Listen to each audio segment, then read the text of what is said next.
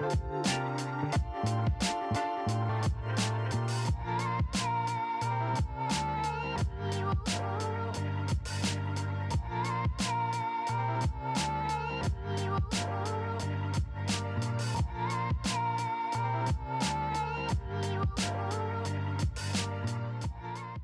Friends, नमस्कार। मैं हूं समीर गोयल और आप देख रहे हैं अमर उजाला डिजिटल। दोस्तों, आज मैं आपके लिए एक स्कूटर का रिव्यू यहां पर करने वाला हूं। आपको बताने वाला हूं कि वो इलेक्ट्रिक स्कूटी किस तरीके से चलती है, क्या उसके फीचर्स हैं और आप अगर उसको ख़रीदना चाहते हैं तो आपके लिए वो कितनी फ़ायदेमंद साबित हो सकती है। तो चलिए शुरू करते हैं।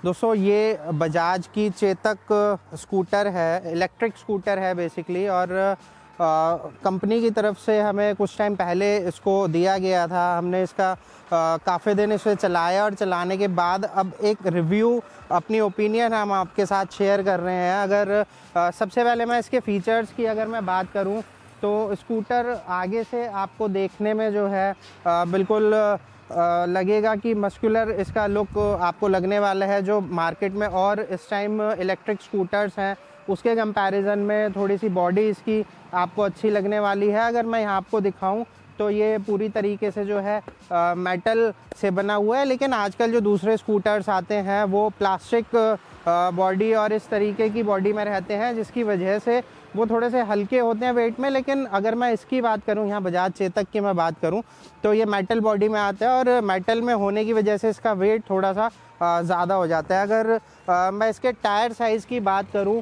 तो कंपनी की तरफ से इसमें MRF के टायर दिए जाते हैं। 90-90 12 इसका जो है टायर फ्रंट में मिलता है। और इसके अलावा इसके अंदर आगे डिस्क ब्रेक कंपनी की तरफ से जो है वो ऑफ़र किया जाता है। वहीं पीछे की ओर इसमें ड्रम ब्रेक्स यहाँ पर दिए जाते हैं। अब अगर मैं आपको पीछे से इसका लुक दिखाऊं तो कुछ आपको यामाहा के फसीनो से मिलता जुलता इसका जो है लुक लगने वाला है।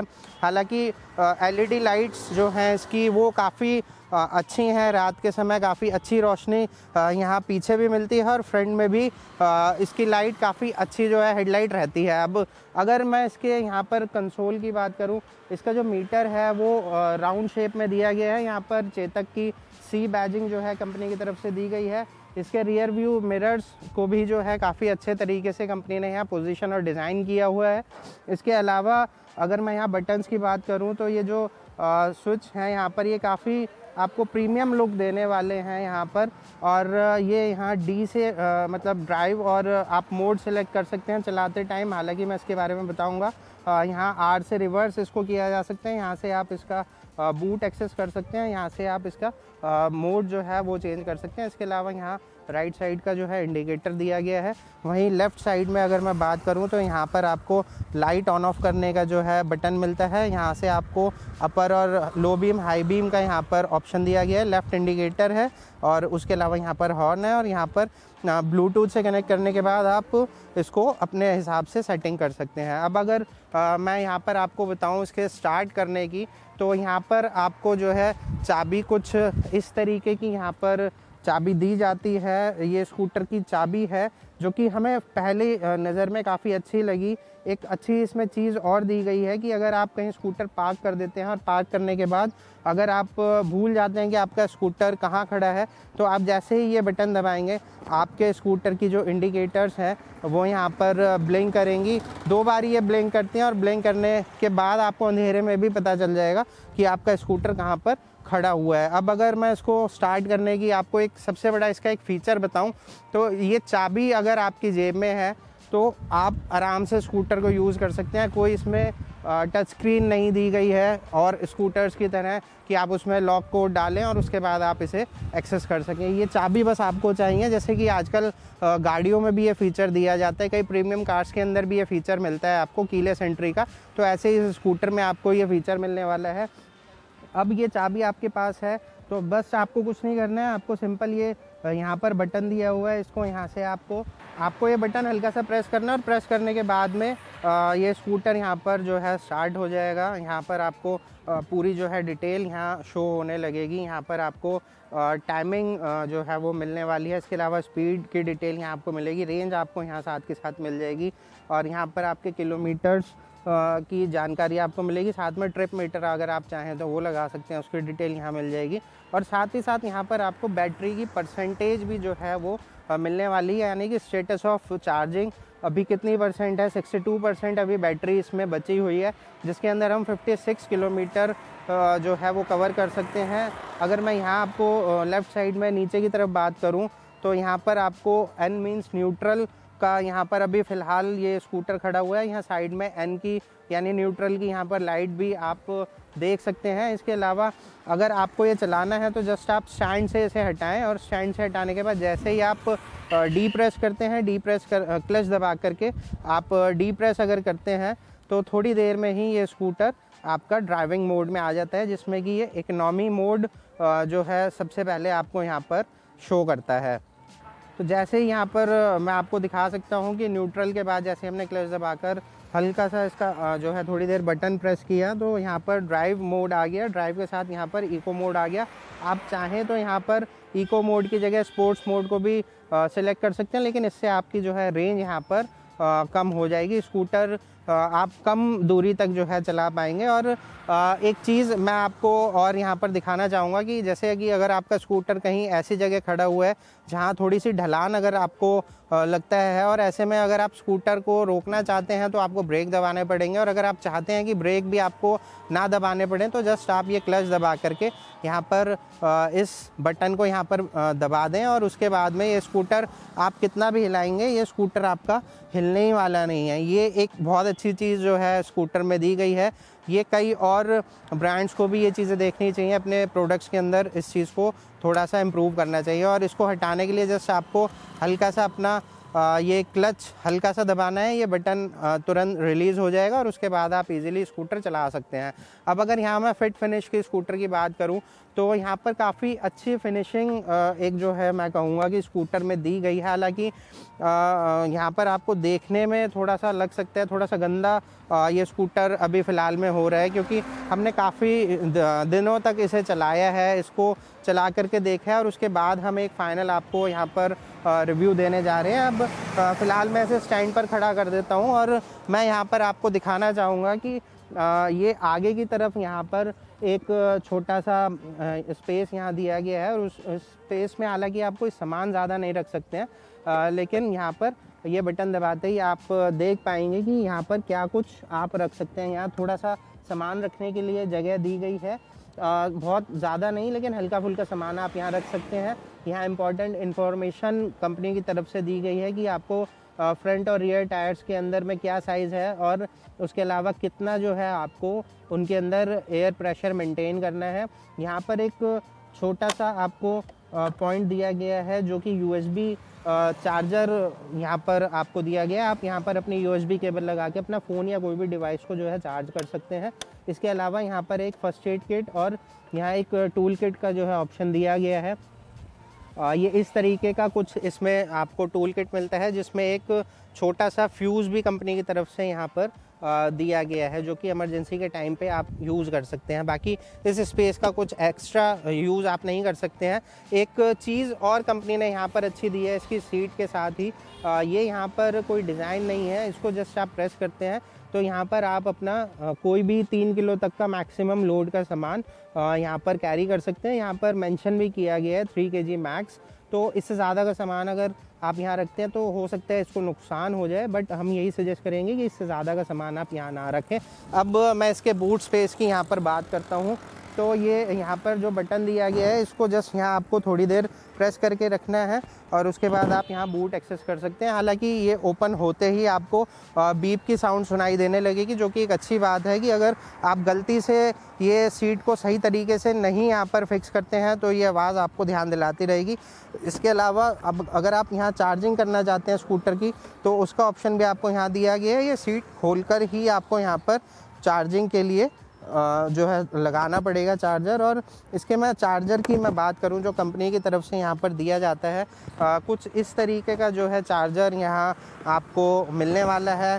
केबल आप देख सकते हैं कि काफ़ी अच्छी खासी लंबी केबल है और इस चार्जर को आप यहाँ पर इस तरीके से जो है वो फिट कर सकते हैं। बहुत इजी है यहाँ पर इसे फिट करना और इसको आप अपने घर के, ऑफिस के, शॉप के या किसी भी एक नॉर्मल सॉकेट के अंदर, चाहे वो 5-6 एम्पियर का हो, चाहे वो 16 एम्पियर पावर का प्लग हो, आप इजीली उसमें लगाकर अपना इसको स्कूटर को चार्ज कर सकते हैं। हालांकि यहाँ पर आपको जो है डिटेल इसकी मिल जाएगी और अगर चार्जिंग के दौरान कहीं पर भी कोई परेशानी आती है तो यहाँ पर ओके की लाइट नहीं जलेगी, यहाँ पर आपको फॉल्ट की लाइट जो है यहाँ पर जलने लगेगी। तब आपको समझ में आएगा कि यहाँ कुछ गड़बड़ है जिसे आप ठीक कर सकते हैं। ये चीज़ भी कंपनी की तरफ से एक काफ़ी मैं कहूँगा अच्छा इनिशिएटिव लेकर के दिया गया है।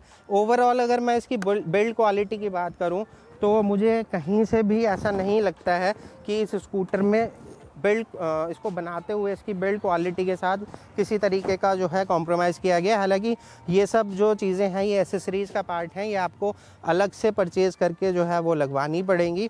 स्कूटर आपको पूरा का पूरा स्टॉक दिया जाता है। और अब अगर मैं इसको चला कर के आपको दिखाना चाहूँ, मैं आपको बस अब चला कर के इसे दिखाता हूँ कि चलने में कैसा है, कितनी स्पीड तक ये जा सकता है, क्या कुछ इसके फीचर्स और हैं। हम चलते हुए आपसे जो है इसके बारे में बात करते हैं। तो फ्रेंड्स, जैसे कि मैं आपको अभी बता रहा था कि इसके फीचर्स मैंने आपको समझाए, अब हम इसे जो है रियल टाइम में चला करके देखते हैं। हालांकि हमने पहले भी काफ़ी दिनों तक इसे नॉर्मल ट्रैफिक के अंदर, नॉर्मल रोड्स पर, थोड़ा खाली सड़कों पर इस तरीके से हमने इस स्कूटर को चलाया और इसके बाद हमें इसकी रेंज जो है, जो कंपनी क्लेम करती है 90 किलोमीटर सिंगल चार्ज के अंदर, हालांकि वो एक स्टैंडर्ड टाइम पर एक ख़ास तरीके से चलाने का जो तरीका होता है उसको लेकर के वो रेंज आती है। और भी काफ़ी सारी चीज़ें उसमें मैटर करती हैं, जैसे कि ट्रैफिक कंडीशंस क्या है, ट्रैफिक है या नहीं है, और कितनी तेज़ आप चला रहे हैं, आपके ड्राइविंग कंडीशंस को लेकर के भी वो चीज़ काफ़ी ज़्यादा मैटर करती है। लेकिन हमने इसे फुल चार्जिंग के बाद जो है स्कूटर अगर चलाने की मैं बात कहूँ तो आराम से ये 80 किलोमीटर्स के आसपास आपका स्कूटर चल सकता है। अभी अगर आप देखेंगे तो यहाँ पर स्पीड आपको यहाँ पर सामने दिखाई देगी कि कितनी स्पीड में ये स्कूटर चल रहा है। इसके अलावा यहाँ पर अभी बैटरी कितनी इसकी बची हुई है और उतनी बैटरी में हम कितने किलोमीटर जा सकते हैं, ये सारी चीज़ें आपको यहाँ पर दिखने वाली हैं। इसके अलावा यहाँ पर हम जिस तरीके से इको मोड में स्कूटर को चला रहे हैं, अगर हम चाहें तो डी प्रेस करके हम इसका मोड चेंज कर देते हैं, जो कि स्पोर्ट्स मोड में अब आ जाएगा। तो स्पोर्ट्स मोड में ये ऑटोमेटिकली भी आता है और आप मैनुअली भी इसको सेट कर सकते हैं। इस मोड में आने के बाद स्कूटर की जो पावर है वो बढ़ जाती है, पिकअप, और इसके अलावा इसका जो थ्रोटल है वो एक्सेलरेशन काफ़ी अच्छा हो जाता है। लेकिन उसी का नुकसान आपको रेंज में होता है, क्योंकि रेंज इसकी स्पोर्ट्स मोड के अंदर में कम हो जाती है। अब मैं इसको वापस से इको मोड में डाल देता हूँ और इको मोड में हम इसे चला रहे हैं तो पावर में बहुत ज़्यादा आपको जो है फ़र्क नहीं लगाएगा, लेकिन बहुत हल्का आपको ये चीज़ महसूस हो जाएगी कि स्पोर्ट्स मोड से आप इको मोड में आ चुके हैं। और स्कूटर बहुत चलने में शांत है, कोई आवाज़ नहीं है, जैसे नॉर्मल आईसी इंजन के अंदर होती है उस तरीके की कोई भी आवाज़ आपको इस स्कूटर में नहीं मिलने वाली है। हालांकि सभी इलेक्ट्रिक स्कूटर्स के अंदर मोटर और बैटरी ही मेन होती हैं, तो आवाज़ आपको बहुत ज़्यादा नहीं मिलती है। सेम चीज़ इसमें भी है, काफ़ी अच्छा इसका एक्सेलरेशन है। आप जैसे ही हल्का सा एक्सेलेरेटर दबाते हैं तो स्कूटर एकदम से रेस लेता है और काफ़ी अच्छा जो है आपको पिकअप मिलता है, और बाद में वही चीज़ आगे बरकरार जो है इसके अंदर रहती है। दोस्तों, अगर मैं इसकी स्पीड की बात करूं तो हम जैसे जैसे अभी फ़िलहाल 25-30 की आसपास की स्पीड में चल रहे थे, लेकिन अभी थोड़ा सा यहाँ पर खाली है तो लिमिट के अंदर हम स्कूटर चलाएंगे। हालांकि स्कूटर चलाते हुए पूरे तरीके से जो सेफ्टी नॉर्म्स हैं उसका ध्यान रखना चाहिए। बहुत ज़्यादा तेज़ स्कूटी नहीं चलानी चाहिए या कोई भी व्हीकल नहीं चलाना चाहिए, और हमेशा इस चीज़ का आपको ध्यान रखना चाहिए कि सामने अगर कोई गाड़ी आ रही है तो वो या तो रुके या तो फिर आप अच्छे से जो है ब्रेक लगा करके रुक जाएं। ब्रेकिंग की अगर मैं बात करूं तो ब्रेक्स भी इसके काफ़ी इफ़ेक्टिव हैं, क्योंकि आगे डिस्क ब्रेक हैं, पीछे ड्रम ब्रेक्स हैं, तो दोनों का कॉम्बिनेशन मिक्स करके अगर आप ब्रेकिंग करते हैं तो काफ़ी इफ़ेक्टिव तरीके से जो है स्कूटर को आप रोक सकते हैं।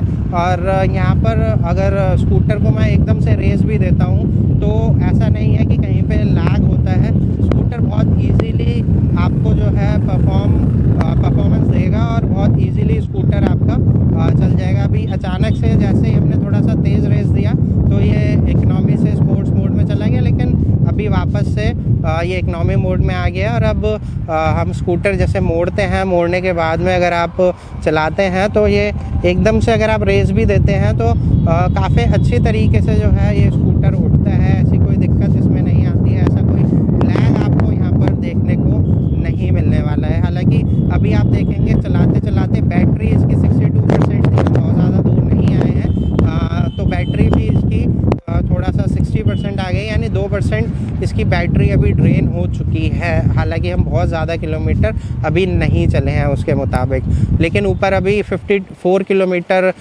ये दिखा रहा है रिमेनिंग कि इतना हम अभी जा सकते हैं।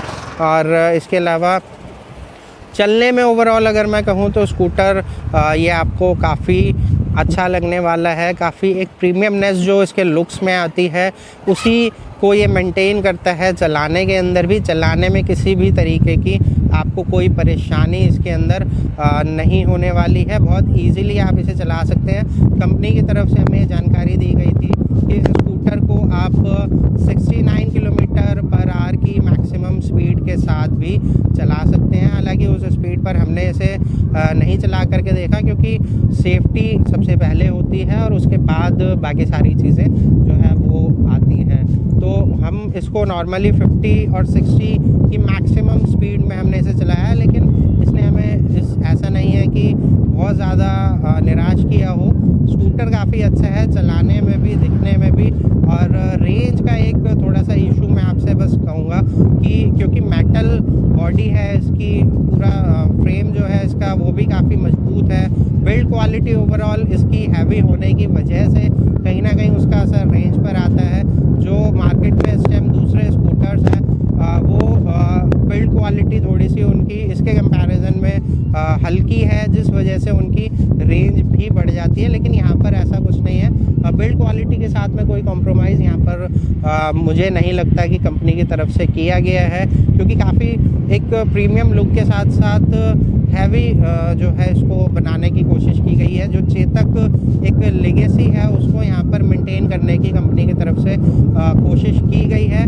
और काफ़ी एक अच्छा स्कूटर मैं कहूँगा कि ये आपको अगर आप लेना चाहते हैं लॉन्ग टर्म के लिए, कुछ 5-7 साल चलाने के लिए या उससे भी ज़्यादा चलाने के लिए, तो आप चेतक को ज़रूर ऑप्शन में रख सकते हैं। शॉर्टलिस्ट करके आप इसे स्कूटर को चला सकते हैं और इजीली आप इसे ख़रीद पाएंगे कंपनी की तरफ से। हालांकि उसकी डिटेल्स आपको अपने नज़दीकी किसी शोरूम में मिल जाएंगी, तो वहाँ से आप इस चीज़ को डिटेल्स के साथ ले सकते हैं। हर एक शहर में प्राइस वैरी करता है। दिल्ली की अगर मैं बात करूँ तो ऑलमोस्ट 1.52 लाख यानी कि 1,52,000 समथिंग के आसपास इस स्कूटर की कॉस्ट आती है। और उसके अलावा जो गवर्नमेंट की तरफ से सब्सिडी दी जाती है वो सब्सिडी आपको रिटर्न हो जाती है, तो ऐसे में ये स्कूटर आपको थोड़ा सा सस्ता पड़ सकता है इसके ओरिजिनल प्राइस के कंपैरिजन में। और दूसरे स्कूटर्स के मुकाबले अगर मैं इसकी बात करूं तो ये स्कूटर थोड़ा सा महंगा आपको जो है ज़रूर पड़ने वाला है, लेकिन ओवरऑल बिल्ड क्वालिटी के हिसाब से ये स्कूटर आपके लिए एक परफेक्ट चॉइस हो सकता है। अब ये तो इसके एडवांटेजेस हो गए। अगर मैं इसके कुछ नेगेटिव पॉइंट्स की बात करूं तो वो भी आपको ऑफ कोर्स इस वीडियो में बताना ज़रूरी है। तो कुछ नेगेटिव पॉइंट्स में से सबसे पहला तो एक अभी हमने आपको बता ही दिया था कि इसकी जो रेंज है वो बहुत ज़्यादा नहीं है। Company claim 90 kilometre single charge में इसे करती है। 3.5 से 4 घंटे में ये स्कूटर जो है चार्ज हो जाता है बहुत आसानी से। और उसके बाद 90 किलोमीटर की रेंज थोड़ा सा मुझे लगता है कि अगर कंपनी कहती है तो आपके चलाने के तरीके में और जो कंपनी के एक्सपर्ट्स हैं उनके चलाने के तरीके में और टेस्टिंग जो करते हैं उनके चलाने के तरीके में थोड़ा सा फ़र्क होता है। तो रियल टाइम में आप मैक्सिमम इससे 80 और 85 किलोमीटर्स के आसपास जो है जा सकते हैं।